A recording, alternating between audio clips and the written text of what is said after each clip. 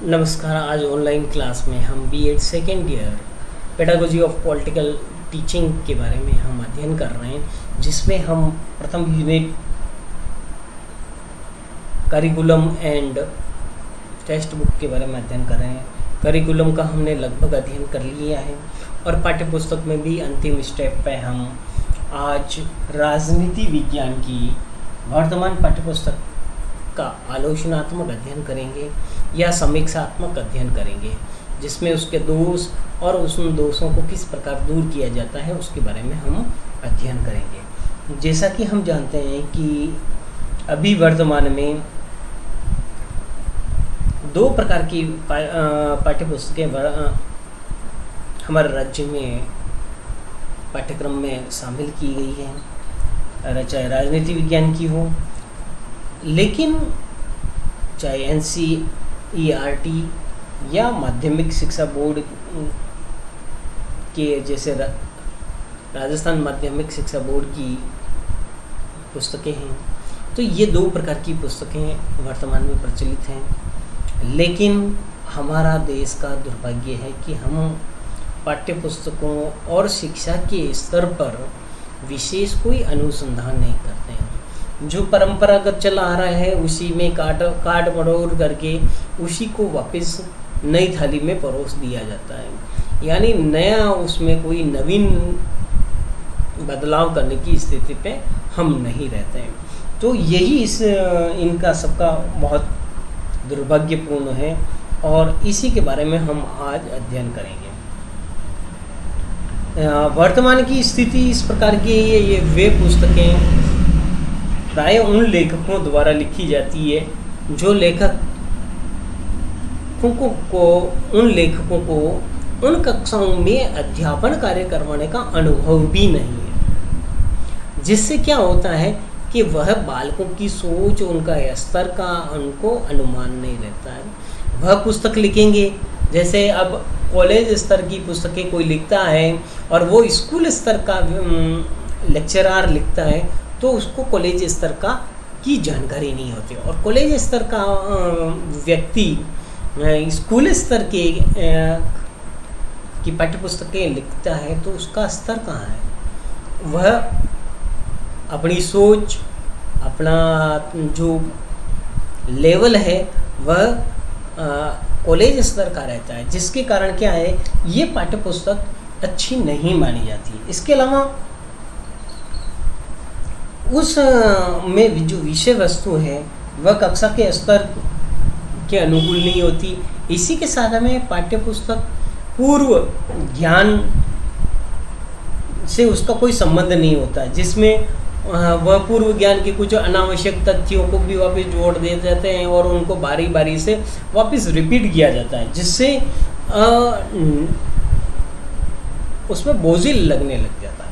इसी के साथ में जैसे कि कोई बातें आती है, चाहे हमारा संविधान की बातें आती हैं, तो इनमें क्या है कि राजनीतिक पक्षों को पक्षपातपूर्ण निर्णय बताया जाता है और राजनीति की तरफ ज़्यादा ध्यान दिया जाता है, जबकि होना ये चाहिए निष्पक्ष हो और राजनीति के साथ साथ में उन लोगों के सामाजिक, सांस्कृतिक, आर्थिक इन स्तरों का भी मूल्यांकन शासक में किया जाए तो बहुत ही अच्छा रहता है, ठीक है ना।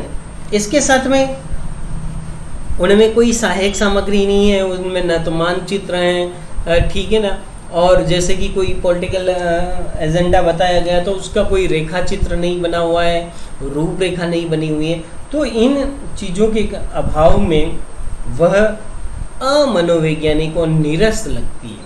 इसी के साथ में उनमें प्राय राजनीतिक पक्ष का विस्तृत विवरण प्रस्तुत किया जाता है, ठीक है ना, और वो धार्मिक, सामाजिक इनका अभाव पाया जाता है। इसी के साथ में तथ्यों को इस प्रकार प्रस्तुत किया जाता है कि कभी कभी सांप्रदायिक और संकीर्ण भावना जागृत होती और जो तथ्य बताए जाते हैं वह सत्यता की कसौटी पर खरे नहीं उतरते हैं, जिसमें स्वस्थ परंपरा का अभाव होता है। इसलिए हमें तथ्यों को इस प्रकार संपादित करना चाहिए, उसे प्रतिपादित करना चाहिए, जिससे किसी प्रकार की दुविधा ना हो। इसी के अलावा हमें ऐतिहासिक तथ्य हों चाहे राजनीतिक तथ्य हों, उनको की त्रुटियां की संभावना होनी ही नहीं चाहिए। पाठ्यपुस्तक में जब यदि आप त्रुटियों का इस्तेमाल करेंगे तो शिक्षक और बालकों में भ्रांतियाँ फैलेगी। तो इस गलती से हमें बचना चाहिए कि किसी प्रकार की त्रुटि इसमें ना हो। इसके अलावा वैज्ञानिक व्यवस्थापन आलोचनात्मक दृष्टि से पाठ्य पुस्तकें उसके स्तर के अनुसार हों, प्रकाशन जो भी कर रहा है वह उसका स्वार्थ दृष्टिगत नहीं हो, पाठ्यपुस्तक का कागज अच्छी प्रकार से बनाया गया हो, उसमें अक्षरों की बनावट है, चाहे उसका कागज का जो स्तर है, जिल्द है या उसके आकार औचित्य है, ठीक है ना। और एक है कि उनकी जो शुद्धता है, अक्षरों की बनावट है, वह सही ढंग से बनी हुई हो। इसके अलावा कोठारी शिक्षा आयोग और माध्यमिक शिक्षा आयोग ने राज्य सरकार के द्वारा राज्य सरकार के ऊपर डाला है कि राज्य का जो माध्यमिक शिक्षा बोर्ड होगा वह उन पाठ्य पुस्तकों के प्रकाशन के लिए अधिकृत होगा और वह उन के एक विशेष समिति के द्वारा, विशेष कमेटी के द्वारा वह कार्य किया जाएगा। लेकिन वर्तमान में स्थिति उसके अनुकूल नहीं बन पाई। इसी के आधार पे मूल्यांकन की जो नवीन विधियां हैं उनका अधिक से अधिक प्रयोग किया जाए और परीक्षा केंद्रित पाठ्यपुस्तक का निर्माण न किया जाए, उद्देश्यपरक पाठ्यपुस्तकों का निर्माण किया जाए और बालकों की स्वक्रिया और अतिरिक्त अध्ययन के लिए उसे मार्गदर्शन वाली पाठ्यपुस्तकों का हम अधिक से अधिक निर्माण करेंगे तो वह हमारे बालकों के लिए मानसिक विकास के लिए महत्वपूर्ण होगी। इन सारे दोषों के कारण ये देखा जाए तो पाठ्यपुस्तक हमारी जो है वह परंपरागत पर आधारित है और वैज्ञानिक दृष्टिकोण का इसमें सदैव अभाव रहा है। अतः हमें चाहिए कि इसका दृष्टिकोण बदला जाए। तो ये थे पाठ्य पुस्तक का आलोचनात्मक इसके कमियों की बात। अब इसमें सुधार के लिए हम पाठ्य पुस्तकों का चुनाव राज्य सरकार के द्वारा एक उच्च स्तरीय कमेटी के द्वारा किया जाए और जिस कक्षा के पाठ्यक्रम का निर्माण किया जा रहा है या पाठ्यपुस्तक का निर्माण किया जा रहा है उस पाठ्यपुस्तक कि जब तक उसका प्रूफ रीडिंग और उसका चेक नहीं हो जाता है और उस कक्षा के हो सके तब तक उस कक्षा के एक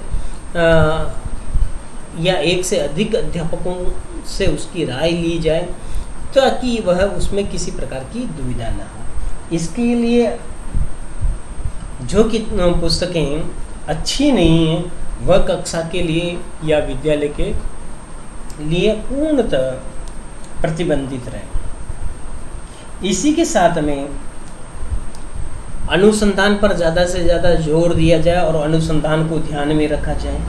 इसी के अलावा पाठ्यपुस्तकों की ये जो बना रहे हैं उनमें अनुभवी योग्य विशेषज्ञों का द्वारा लिखवाया जाए।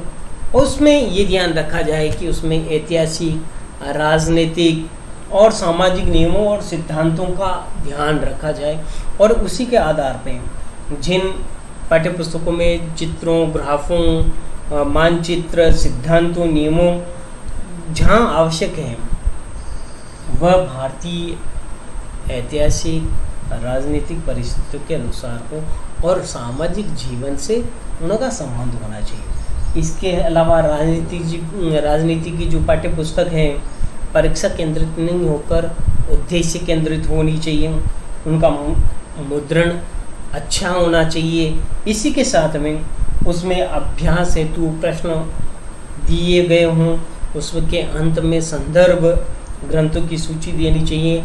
उस पाठ्यपुस्तक का मूल्य उचित हो और उसके अंदर जो विषय वस्तु है वह उस कक्षा के स्तर के अनुसार हो, और उसी के साथ हमें नवीन विधियों और बालकों की रोचकता को ध्यान में रखकर पाठ्यपुस्तक का निर्माण किया जाए। तो आज हमने ये जाना कि राजनीति विज्ञान की वर्तमान पाठ्यपुस्तक की आलोचनात्मक अध्ययन किया है, जिसमें हमने देखा है कि किस प्रकार की कमियां वर्तमान की पाठ्यपुस्तक की हैं और उन कमियों को हम किस प्रकार दूर कर सकते हैं। इन कमियों को इन आधारों पर दूर करके हम एक राजनीति विज्ञान की बहुत अच्छी पाठ्यपुस्तक का निर्माण कर सकते हैं। तो आज का हमारा टॉपिक यहीं समाप्त होता है। धन्यवाद। जय हिंद, जय भारत।